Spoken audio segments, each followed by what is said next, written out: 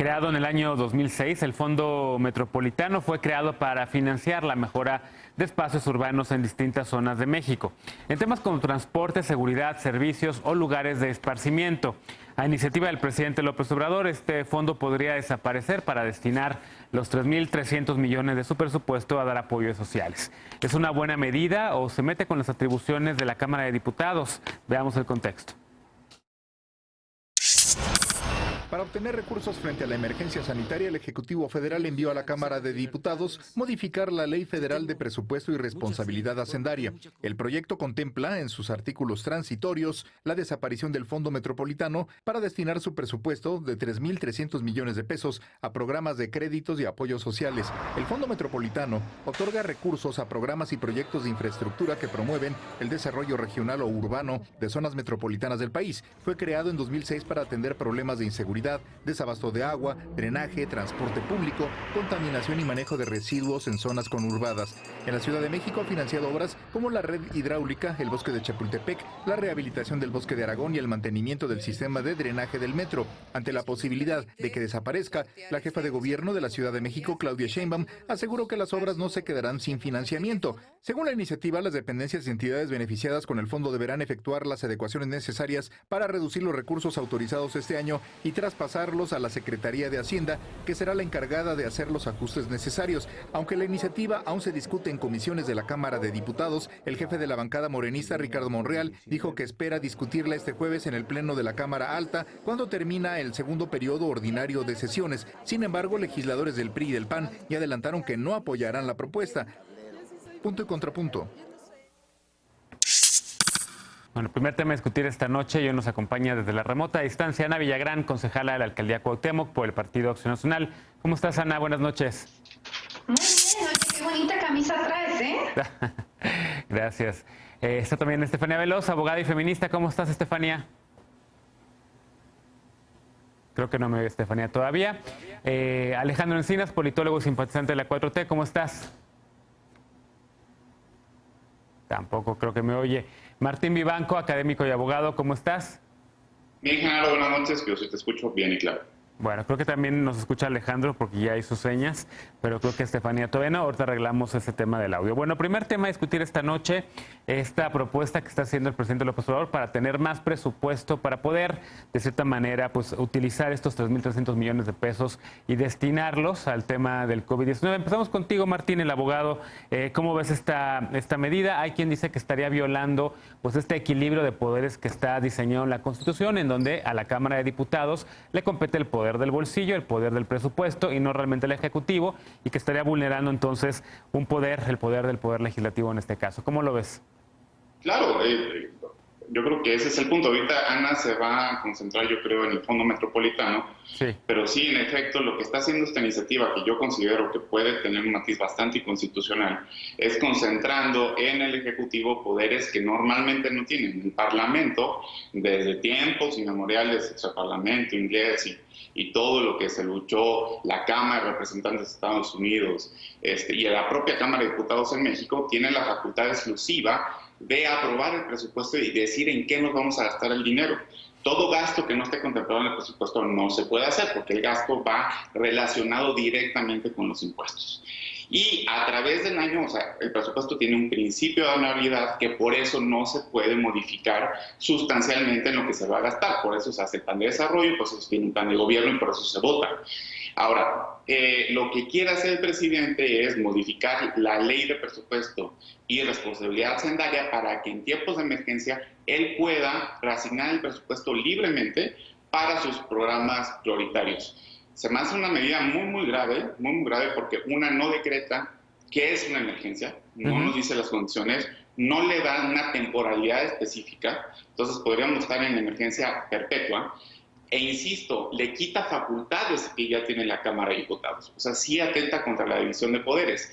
Entonces, ojalá la oposición vote en contra, aunque si Morena quiere esto con sus aliados sacarlo, lo va a sacar porque es una reforma a la ley. Después yo creo que pueden venir impugnaciones, acciones de inconstitucionalidad, etcétera. Pero sí es algo preocupante que se está aprovechando la emergencia para hacerse de poderes que no son propios de un Estado constitucional. Sí se está violentando el marco y aparte ya hay en la Ley Federal de Presupuesto disposiciones que dicen qué hacer en caso de que los ingresos bajen demasiado. Es el artículo 19, 20 y 21. Sí, a ver, tocas un punto que me interesa, sobre todo para quienes, abogados que han estudiado los temas de regímenes de excepción o de crisis de emergencia y así. Uno de los puntos que mencionas es lo de la temporalidad. Si se matizara esta propuesta y se pusiera, porque en efecto en tiempos de emergencias a veces los poderes ejecutivos pueden asumir estas funciones que en muchas ocasiones y a veces pueden ir más allá de lo constitucional o ser extraconstitucionales. Pero en este caso, si se matizara esta propuesta y se pusiera una temporalidad, un momento de principio y un momento de fin, ¿apoyarías algo así? No, porque ya hay un mecanismo ad hoc para hacer eso. Es insisto, la suspensión de garantías que está en el 29 constitucional, que es una medida temporal, que cada decreto, una que tengas aprobada por el Congreso, cada decreto tiene que estar revisado por el Congreso y por la Suprema Corte. Nosotros tenemos una concepción de la suspensión de garantías que tiene un aroma autoritario porque viene de otras figuras que en efecto fueron autoritarias. Pero producto de una reforma del 2011 se da en un contexto ya democrático. Te voy a dar nada más un ejemplo rápido. El dictador romano, por ejemplo, nunca tenía facultades intraconstitucionales.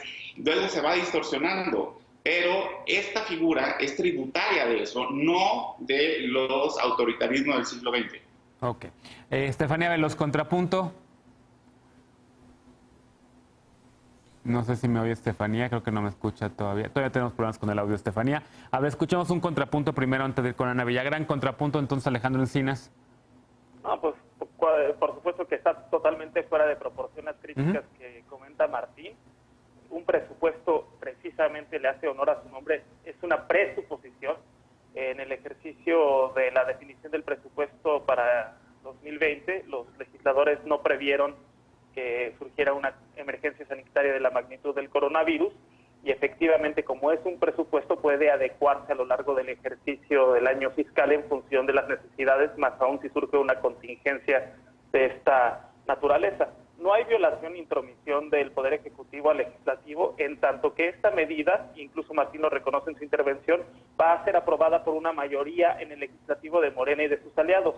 Es decir, para eso funcionan las mayorías y los gobiernos mayoritarios, para que el Legislativo respalde las iniciativas del Poder Ejecutivo. Así ha funcionado desde muchos años y es una práctica habitual de las democracias, que es totalmente fuera de proporción comparar con las facultades no metaconstitucionales de los dictadores romanos. Por otra parte, los fideicomisos sin estructura orgánica, entre los que entiendo se encuentra el fideicomiso metropolitano, pues son parte de los ajustes presupuestales que se vienen a partir de la contingencia para reorientar recursos de temas importantes, pero a temas urgentes, que en este caso es el COVID-19. Y también hay que aclarar que ya venían, solo se anticipó una medida que ya había sido aprobada por el Poder Legislativo, cuando se aprobó la ley de austeridad, en donde ya está mandatando esta ley que pasó por el Legislativo a eliminar todos los fideicomisos sin estructura orgánica y a repensar esta medida que fue una proliferación de un ejercicio discrecional del presupuesto público. Esto hay que decirlo, fue muy discrecional cómo proliferaron los fideicomisos para gastar el dinero público como si fuera dinero privado, como si fuera propiedad de los funcionarios y no un patrimonio de todos. Entonces, a veces los fideicomisos se revisten de grandes y rimbombantes nombres, pero realmente hay un ejercicio arbitrario y opaco en su ejercicio. No es el caso, yo creo, desde mi punto de vista del Metropolitano, pero sí considero que en este momento sí tiene que haber una reorientación del presupuesto y que para el próximo ejercicio fiscal se garantice estas partidas presupuestales, pero quizás en otros esquemas que no sean fideicomisos. Ok. Ana Villagrán, tú que estás también metida en temas urbanos, en temas metropolitanos, ¿cómo lo ves? Mira, en términos generales, la oposición, hablando directamente desde el PAN, estamos en contra de que se le quite a los diputados la facultad de designar el tema del presupuesto, porque es facultad de los diputados, para eso los votamos. O sea, el Ejecutivo no es totalitario, no es un dios, él no puede estar decidiendo sobre los recursos cuando para eso están las y los diputados. Ahora, en términos de esto del Fondo Metropolitano, a mí se me hace insultante, Genaro. De verdad, puedo sonar muy exagerada, pero se me hace de verdad patético, muy triste estar escuchando a una jefa de gobierno que se queda callada cuando el jefe del Ejecutivo, que además gobernó esta entidad, él sabe la necesidad necesidad de un fondo como el que pretenden ahora quitarnos, y la jefa de gobierno se queda callada y entonces le hace honor a las críticas que muchos de nosotros y de nosotros hacemos cuando Milagro, le llaman que es una regenta, porque entonces lo que tendría que estar haciendo la jefa de gobierno es levantando la voz y diciendo, no nos van a quitar este fondo, y no nos lo van a quitar porque aunque los proyectos de infraestructura que ya se tenían pensados para este año van a estar cubiertos, bien se podrían reorientar estos porque sé que van a ser orientados para atender esta emergencia sanitaria que tenemos. ¿Por qué entonces no los utilizamos siendo la Ciudad de México uno de los focos con más contagios, porque nos lo dice Gatell todas las noches a las 7 de la noche, para hacer un hospital COVID, temas de infraestructura que puedan servir hoy a las y los mexicanos? Lo que me molesta de este tema es que el presidente se tome la atribución de pasar sobre los derechos de las y los capitalinos con la desaparición de este fondo, y entonces el tema de la reforma política que transformó el Distrito Federal a la Ciudad de México queda en el olvido. Y entonces me insultan dos cosas: que la jefa de gobierno no defienda los derechos que las y los capitalinos tenemos sobre ese fondo y sobre el uso de los recursos públicos, y la otra, que el presidente siga viendo a la Ciudad de México como la caja chica. Yo creo que es algo inaceptable. Y bien lo dijo Enrique Vargas, porque esta zona del fondo de la zona metropolitana no solo abarca la Ciudad de México, sino también el Estado de México. Enrique Vargas, del Estado de México panista, justamente señaló, pudiendo quedarnos con los recursos de los proyectos y los caprichos presidenciales, el jefe de gobierno,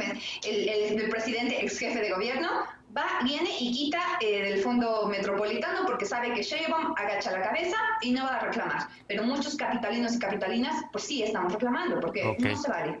Veloz, contrapunto. Bueno, a ver, primero hay que entender bien el fondo. Y el fondo, bien lo decían, entiendo por lo que hay que escuchar, funciona por medio de un fideicomiso y recibe recursos cada año. El año pasado se gastaron 2.300 millones de pesos, lo que significa que existe un remanente y que tiene una disponibilidad de 3.200 millones. Entonces, eso significa que todavía se puede gastar de ese dinero para este tema de crisis económica. El presidente tiene la facultad de hacerlo y creo que es lo que se tiene que hacer en un contexto de crisis, en un contexto como el que estamos viviendo ahora. Me parece peor pensar en que un fondo que recibe dinero cada año no se pueda utilizar para esas cosas, porque si no se puede utilizar para esas cosas, entonces ¿para qué se puede utilizar? Esa es la realidad. Creo que si no existe otro fondo similar del que se pueda, tener recursos como este, entonces no podríamos decir que todo el mundo queremos que se acomode esta crisis.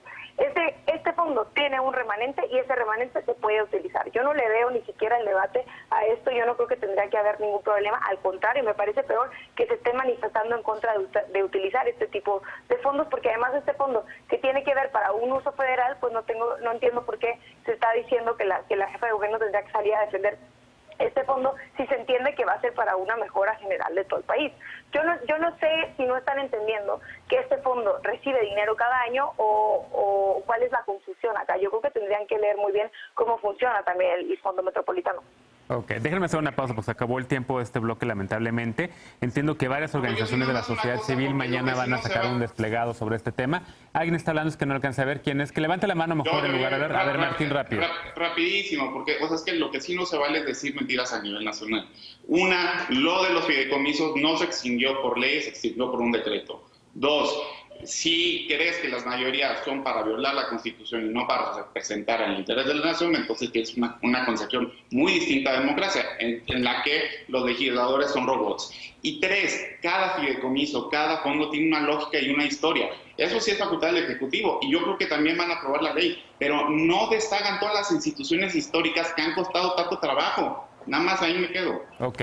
Regresando de corte, si quieres hacemos una contrarréplica. Creo que te referías al argumento que ponía Encinas o Veloz, cualquiera de los dos que le quiera contestar a Martín, regresando de la pausa, que vamos también a retomar otro tema, un tema que le hemos dado mucho seguimiento aquí en la mesa de Punto y Contrapunto, es el tema migratorio. ¿Por qué? Porque México retornó a 3.800 migrantes centroamericanos. Quienes decidieron quedarse fueron trasladados a albergues. ¿Es esta una medida adecuada o estamos haciendo el trabajo que pidió Trump? Regresamos a Punto y Contrapunto, no te vayas.